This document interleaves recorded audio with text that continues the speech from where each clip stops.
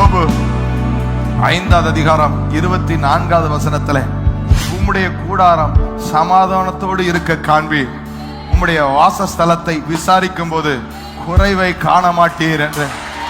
இந்த மாதத்துல கர்த்தர் சமாதானத்தோடு உங்களை வாழ வைப்பார்.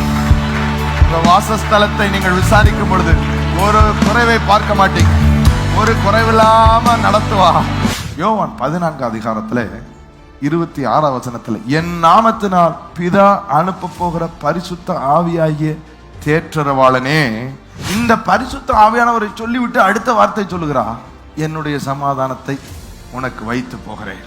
பரிசுத்த ஆவியானவர் தான் அந்த peace is in his presence. இதை தேடுகிறவர்கள் எதையும் நீங்கள் கவலையப்பட வேண்டாம்.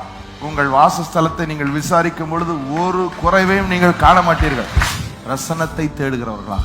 பீஸுக்கு இன்னைக்கு நம்ம என்ன அடையாளம் காமிக்கிறாங்க? அதனாலதான் லூக்கா 3:22 புறாவை போல அவர் இறங்கி வருகிறார். The presence of the Holy Spirit, which is the peace he is talking. Judges 6:24. So Gideon built an altar there to the Lord and called it, the Lord is peace. The Lord gives peace. தான் நம்ம யோசிச்சிருக்கோம்.